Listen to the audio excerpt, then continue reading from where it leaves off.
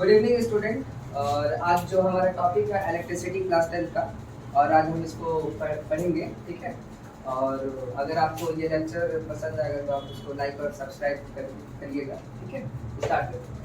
If the net charge Q flows across any cross section of a conductor in a time t, अगर net charge Q flow होता है किसी भी cross section से net charge Q flow करे, ठीक है, cross section of a conductor in a time t, कितने समय के लिए भाई? t समय के लिए, ठीक है। देन द करंट I, जो करंट I होगा थ्रू द क्रॉस सेक्शन, क्या करेगा वो? क्रॉस सेक्शन से फ्लो मैंने करेगा। ये बोला कि कोई पूछे आपका करंट क्या है, तो आप ये बोलना if the net charge Q, charge को हम जो है फिजिक्स में Q से दिखाते हैं ना, if the net charge Q flows across any cross section of a conductor, cross section आपको मैंने बताया था, कहीं भी अगर आप काट दो तो ये जो हिस्सा होता है ना, इसी को हम क्या कहते हैं? Cross section. Is it clear? तो if the net charge Q, अगर नेट चार्ज बचे कुछ चार्ज Q जो फ्लो होते हैं, flows across any cross section, किसी भी cross section of a conductor, cross section किसका?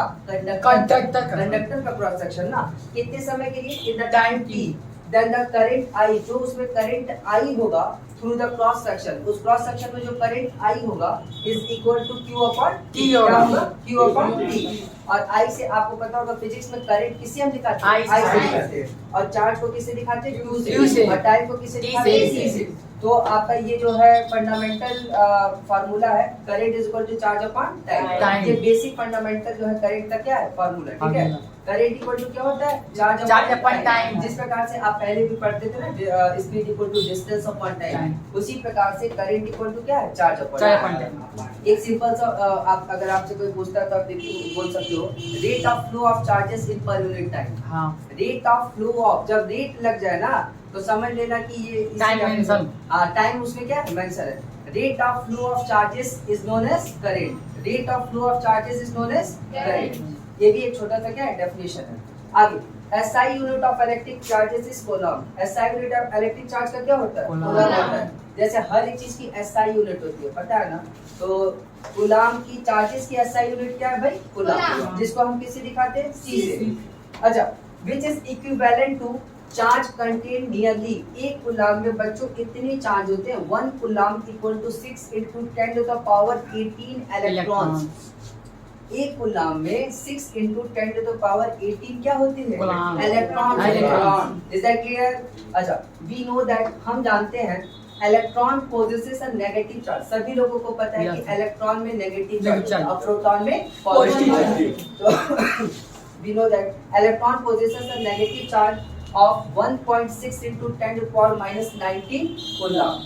एक इलेक्ट्रॉन में इतने क्या होते हैं? चार्ज होते हैं। 1.6 into 10 to the power 19 minus 19। लेकिन एक कूलम में equal to 6 into 10 to the power 18 electrons होते हैं। ये चीज याद रखना, ठीक है। इस चीज को क्या करना, याद रखना, तभी तुम इस चीज को क्या कर पाओगे? समझ पाओगे, ठीक है। अच्छा देखो, ये एक फ्रेंच साइंटिस्ट थे।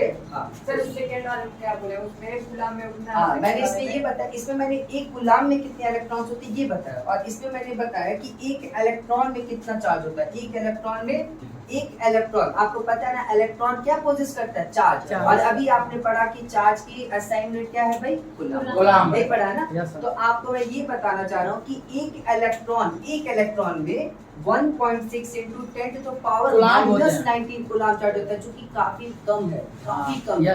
और एक कूलम में इतनी चार्ज काफी बड़ा है, काफी बड़ा, मतलब ये कूलम की छोटी मोटी यूनिट नहीं है, ये चार्ज की बड़ी यूनिट है, इससे भी बड़ी यूनिट है, ठीक है। एक कूलम में कितना देख रहे हो? 6 into 10 to the power 18 electrons है, ठीक है। और एक इलेक्ट्रॉन्स में 1.6 into 10 to the power minus 19, minus तो रहेगा ही, बिकॉज आप जानते हो कि इसमें नेगेटिव चार्ज होता है, तो minus 19 कूलम, जो बहुत कम है, जिसका कोई मतलब नहीं है। इसमें भी तो होगा, इसमें भी तो होगा, क्या कोई मतलब है? अभी फिलहाल नहीं है, ठीक है। आगे, French scientist Andriy Marie ampere, ये फ्रेंच साइंटिस्ट थे जिनका नाम है एंड्री मैरिया एम्पियर, ठीक है।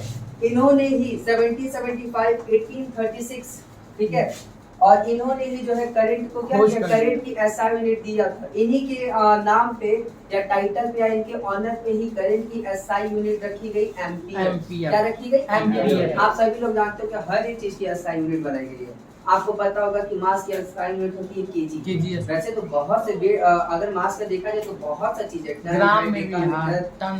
सॉरी डेका केजी है, ठीक है, ग्राम है, टन में मिलीग्राम क्या था है, सर? मतलब वजन के बहुत से मतलब यूनिट है, लेकिन SI यूनिट क्या है? केजी है। उसी प्रकार से डिस्टेंस की यूनिट कम है क्या? मीटर, सेंटीमीटर, मिलीमीटर, किलोमीटर, लेकिन SI यूनिट क्या है भाई? मीटर। उसी प्रकार से ये जो साइंटिस्ट थे, फ्रेंच साइंटिस्ट जिनका नाम है एंड्री मैरिया एम्पियर, 1775 टू 1836, ठीक है।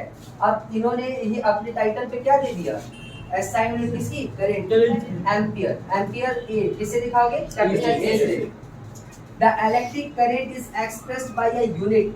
इलेक्ट्रिक करंट, इन्होंने इस इलेक्ट्रिक करंट को यूनिट दे दिया, जिससे किससे हम एक्सप्रेस करेंगे? Unit called ampere. एम्पियर। तो इलेक्ट्रिक करंट को आप किससे दिखाओगे? एम्पियर से, कैपिटल ए से, ठीक है। अब ये एम्पियर क्या है, अब ये समझो। 1 एम्पियर होता क्या? 1 एम्पियर, ठीक है। मैंने ये बता दिया ना कि SI यूनिट करंट की क्या है? एम्पियर। एम्पियर। करंट को दिखाते हैं आई से, लेकिन उसकी SI यूनिट क्या है? Ampere ampere. है। और ये किससे मिला? फ्रेंच साइंटिस्ट एंड्रू मैरिया एम्पियर से मिला। इनके ऑनर्स पे, इनके टाइटल पे ही जो है SI यूनिट रखी गई, करंट किसकी? की। करंट की। करंट। तो इस इंसान ने, मतलब इस बंदे ने बहुत अच्छा काम किया। इसने क्या कर दिया? करंट करंट की। की एक क्या दे दी? अभी आता है, ठीक है। तो करंट किसने क्या दे दी? यूनिट दे दी, ठीक है, सही है।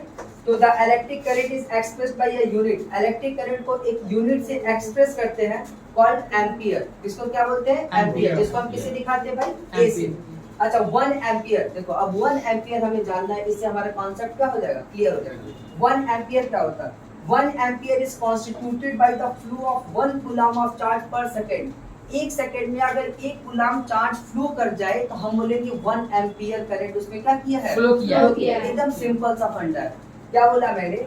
1 एम्पियर होता क्या? 1 एम्पियर होता क्या? इज कॉन्स्टिट्यूटेड बाय द, इस मतलब कितने से बना है? 1 एम्पियर कितने से कॉन्स्टिट्यूट हुआ, ये समझो। क्या बोलता है? The flow of 1 coulomb of charge in 1 पर सेकंड। सेकंड। एक सेकंड में कितना कूलम रहना चाहिए? 1 कूलम ऑफ चार्ज क्या हो जाना चाहिए? फ्लो कर Flow जाना कर चाहिए। जाना एक सेकंड में वही क्या होगा? 1 एम्पियर। Is it clear? अच्छा, एक सेकंड में अगर 2 कूलम फ्लो कर जाए तो 2 एम्पियर। 2 एम्पियर, समझ गए? तो यहाँ पे 1 ampere is equal to 1 coulomb पर एक सेकंड। सेकंड। इसी को हम क्या बोलेंगे? 1 एम्पियर। 1 कूलम चार्ज फ्लो कर जाए भाई कितने में? एक सेकंड में। यही क्या है? 1 एम्पियर। समझ में आ गया बात? ठीक है, ये चीज हो गया। अच्छा, 1 एम्पियर समझ गया ना? मतलब अगर कहीं 1 एम्पियर लिखा है तो तुम इस चीज से क्या समझोगे? एक सेकंड में कितना चार्ज फ्लो कर रहा है? 1 कूलम। देखो तुम्हारे घर पे हर एक चीज पे एम्पियर लिखे होते हैं। Yes sir. और वैसे तो फैन बल्ब का तो 0.0256 एम्पियर ऐसे में करंट देता है। हाँ, बहुत 0.2 कम। 1 एम्पियर तो थोड़ा सा बड़ा करंट हो गया। 220 वोल्ट। यहाँ तक कि अगर छोटा मोटा घर है तो पूरी power supply he 5 to 6 ampere में कंप्लीट हो जाती है। हाँ। समझे? इतना समझ में आया? तो 1 कूलम चार्ज कोई छोटी मोटी यूनिट नहीं है। कूलम एक अपने आप की क्या है? एक बड़ी यूनिट है। क्योंकि 1 कूलम में 6 × 10⁻18 क्या होते हैं? इलेक्ट्रॉन्स होते हैं। 18 इलेक्ट्रॉन्स है यार। 10⁻18 ये पता नहीं कितना बड़ा खरगोश में चला गया ना। समझ गया ना? अब आगे देखो। Small quantities of current, current की बड़ी यूनिट तो जानते हो एम्पियर है। Small quantities of current are expressed in milliampere. उसको हम किससे दिखाते हैं? Milli ampere. मतलब एम्पियर से भी छोटी यूनिट क्या होती है? Milliampere. 1 milliampere is equal to 10⁻³ ampere. 10 to power -3 ampere. मतलब काफी कम है ये करंट, बल्कि आप इसको छू भी सकते हो। आपको करंट मारने वाला यूं समझो कि बैटरी जो आती है ना, छोटी मोटी बैटरी, उसमें करंट थोड़ी ना लगता है, लेकिन भाई अगर उससे जलाओ तो बल्ब तो जलता है ना। वही है। मिली एम्पियर काफी स्मॉल अमाउंट है करंट का, ठीक है, जो जिससे आपको कोई इलेक्ट्रिक शॉक लगने वाला नहीं है। क्योंकि आप देखो ना, ये किसमें क्या है? नेगेटिव में है। तो 1 milliampere is equal to 10⁻³ क्या है? एम्पियर। एम्पियर। 1 मिली एम्पियर में 10⁻³ क्या है? एम्पियर। ऐसा समझ सकते हो। अगर आप इसको, अगर आप जो है एक्सपोनेंट पावर का नॉलेज रखते हो तो आप इस चीज को ऐसे लिख सकते हो ना। Yes sir. देखो सही है ना? मतलब 1 का कितना हिस्सा कर दिया इन्होंने? 1000। 1000। और मतलब कि 1 एम्पियर का इन्होंने 1000 हिस्सा किया। तो और जो एक हिस्सा हुआ उसको बना दिया क्या? 1 मिली एम्पियर। मतलब मैं यूं कहना चाहता हूँ कि 1 रुपए के सिक्के का 1000 टुकड़ा कर दो और उसका एक जो टुकड़ा निकलेगा ना, वो बराबर होगा किसके? 1 मिली एम्पियर के। अब थोड़ा समझ में आया होगा। ठीक है, कितना हिस्सा करती है सब? 1000। 1000। अब उसमें जो एक हिस्सा आएगा वो कितने का बराबर होगा? 1 मिलिएम्पियर। समझ में आ रहा होगा तब तक। देखो बहुत ज्यादा लोगों को डाटा पता रहता है लेकिन एग्जैक्ट उनको प्रैक्टिकल बेसिस को चीजें मालूम नहीं होती। समझ में आ रहा है ना? मैंने क्या बोला, सिंपल सी बात बोला, 1 मिलियन का एक का कितना हिस्सा किया है? एक हिस्सा। 1000 हिस्सा करने के बाद जो एक हिस्सा आएगा वो कितना होगा? 1 million. Is that clear? Okay. 1 micro ampere, ये मिली एम्पियर से भी कम। हाँ, माइक्रो एम्पियर, माइक्रो जानते हो ना, माइक्रो एकदम छोटा। सही से भी छोटा आता है ना? माइक्रो ऑर्गेनिज्म, ऐसे ऑर्गेनिज्म जिसको हम अपने नेकेड आई से नहीं देख सकते हैं। तो ये माइक्रो में है। माइक्रो मतलब एकदम स्मॉल अमाउंट ऑफ जो करंट जिसको कहते हैं, फ्लो करता है। एकदम कम। ठीक है, 1 माइक्रो, माइक्रो जब कभी भी फिजिक्स में दिखाते तो यू ही बनाओगे, बस इस वाले को क्या कर दो, थोड़ा सा बढ़ा खींच दो। ठीक है, माइक्रो एम्पियर हो जाएगा ये यू नहीं है, ये जब आप खींच दोगे तो वो समझ जाएंगे जो भी माइक्रो। ये क्या है, microampere equal to 10 to the power -6 ampere. It means that you have to divide a 1 about 10 lakh। Yes sir. 3 and 1 plus 1 10 100,000 10,000 lakh 10 lakh। Yes exact 10 lakh division. 1 रुपए का 10 लाख हिस्सा करो, जो एक हिस्सा आएगा वो कितने के बराबर? 1 माइक्रो का। ओके, क्लियर है ना? Yes, यहाँ से देखो ये नेगेटिव साइन को पॉजिटिव बनाने के लिए तुम पढ़े होगे, इसको कहाँ भेजा जाता है? नीचे side। नीचे। तो बस वही से क्लियर हो गया कि 1 रुपए का इन्होंने 10 लाख हिस्सा कर दिया, और जो एक हिस्सा निकला उसको ये बोलते हैं 1 माइक्रो एम्पियर। काफी कम करंट, काफी मिनिमम करंट। समझ गए ना बात? ओके, इससे कोई मतलब नहीं है। तो 1 मीटर को 100 सेंटीमीटर है। अब अमीटर पढ़ेंगे। मैंने आपको करंट बताया, net charge Q flow through any cross sectional area, ठीक है, इन टाइम t, ठीक है, is known as current. I is equal to क्या? Charge upon time. Current equal to क्या? Charge upon. ये पढ़ा दिया मैंने। करंट की SI यूनिट बता दी, एम्पियर, जो एक फ्रेंच साइंटिस्ट से पढ़ा था, Andre Marie Ampere. Is that clear? ठीक, इतना क्लियर हो गया? अच्छा, 1 एम्पियर क्या होगा ये भी आपको पता है कि एक, कोई पूछे 1 एम्पियर कितना होता है तो आप कहोगे भैया 1 कूलाम चार्ज 1 सेकंड में बह जाए तो क्या है? 1 एम्पियर। सही है ना? Yes, सही है। अच्छा, उसके बाद आपको मैंने एक छोटा सा मतलब कि ये चीजें कन्वर्जन बताया कि 1 माइक्रो एम्पियर में 1/1000 क्या होता है? 10 नहीं सर, वो 1/1000। मैंने 1/1000 बोला, वो तो वही सही है ना? 10 to the power -3 बोले चाहे 1/1000 बोले, एक ही बात है ना ये दोनों? Yes, sir। ठीक है, 1 microampere is equal to 1/1000 क्या? एम्पियर। Is that clear? अच्छा, यहाँ पर भी देखो आपका 1 microampere is equal to, अगर आप ऐसा नहीं बोलना चाहते हो 10 to the power -6 एम्पियर नहीं बोलना चाहते तो 1/10,000 एम्पियर भी बोल सकते हैं, वो कोई प्रॉब्लम नहीं। अच्छा, अब भाई करंट जान गए, करंट के बारे में डेफिनेशन जान गए, करंट का एक बेसिक जो है फार्मूला हमें पता चल गया। करंट किस पे, करंट को दिखाते हैं I से, चार्ज को दिखाते हैं Q से, ठीक है, और उसकी असाइनमेंट कूलम होती है। कूलम अपने आप में एक बड़ी यूनिट है। 1 कूलम इज इक्वल टू क्या? 6 × 10 to the power 18 इलेक्ट्रॉन्स होता है। ठीक है, इतना कुछ पता चल गया। अब हम करंट को नापेंगे किससे? हमें पता तो होना चाहिए। स्पीड को नापने के लिए तो हमारे बाइक में लगा हुआ ना ओडोमीटर, स्पीडोमीटर। तो करंट को नापने के लिए भी तो कोई ना कोई इंस्ट्रूमेंट होगी, बनाया गया होगा, तो वो है कौन? अमीटर। अमीटर। लेकिन याद रखो, जो अमीटर जो नापता है ये छोटे मोटे करंट को नापता है। छोटे मोटे करंट मतलब मान लो बच्चों को प्रोजेक्ट वर्क बनाना है, प्रैक्टिकल करना है, तो अमीटर लगा देगा, या कुछ एम्पियर करंट का करेगा, मेजर करने का। लेकिन बड़े करंट को ये मेजर नहीं कर सकता। लेकिन हाँ कह सकते हैं एन इंस्ट्रूमेंट, ऐसा यंत्र, ठीक है, कॉल्ड अमीटर। उस यंत्र का नाम क्या एक्चुअली में? अमीटर। ठीक है, मेजर्स किसको नापता है? इलेक्ट्रिक करंट को। किसमें? सर्किट। अपने आप को नापेगा नहीं, सर्किट में लगाओगे तभी ना Yes, नापेगा। मान लो अगर आपको इस टाइप का पता करना है कितना करंट है तो आप अमीटर खरीद के लाइए और इसके एक तार में क्या कर दीजिए, जोड़ दीजिए। एक तार में क्या करें, किसी भी एक तार में, कोई दिक्कत नहीं, कहीं भी लगा दो उसको।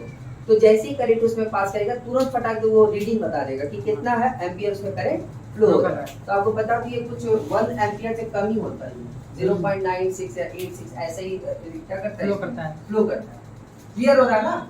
अच्छा circuit, it is always connected in series. याद रखना, ammeter is always connected in series. Series क्या है, पैरेलल क्या है, ये आगे बताएंगे। सीरीज में इतना जान लीजिए जैसे मान लो हम लोगों ने अभी जो कनेक्शन करना है तो सीरीज में करते हैं, जैसे पूरा झालर सीरीज में होता है। हाँ। अभी फिलहाल सीरीज के लिए ये जानो कि सीरीज में अगर एक चीज कोई खराब होती है तो सबकी लाइट क्या हो जाती है, खराब। कट जाती है, क्योंकि सब एक दूसरे से क्या होते हैं भाई, Connected Connected होते हैं। लेकिन पैरेलल में ऐसा नहीं नहीं होता। होता। हमारे घरों में पैरेलल कनेक्शन इसलिए किया जाता है कि मान लो मेरा पंखा जल गया तो बाकी की चीजें तो मेरे बाकी समय तो लाइट तो नहीं न जाता है, और लेकिन अगर सारा सीरीज में हुआ तो एक पंखा खराब तो पता चला फ्रिज एसी टीवी कूलर सबका करंट और क्या हो फिर इससे जाता है। सर मतलब एक लाइट मतलब घर का एक खराब ऑन हुआ। करेंगे तो मतलब पूरा तो ऑन हो जाता है उसमें। हाँ पूरा ऑन हो जाता है, बिल्कुल सही है। एक ऑन करेगी तो पूरा पूरा on। on। जैसे आप जानते हो झालर वालर देखो सीरीज में होता है, एक खराब होता है तो हम लोग उसको टेस्टर लेके भैया पहले वाला। पूरा का पूरा चेक करते हैं और ये चेक करते हैं कि कौन सा बल्ब खराब है, फ्यूज क्योंकि है। जो बल्ब फ्यूज होता है वहां से करंट आगे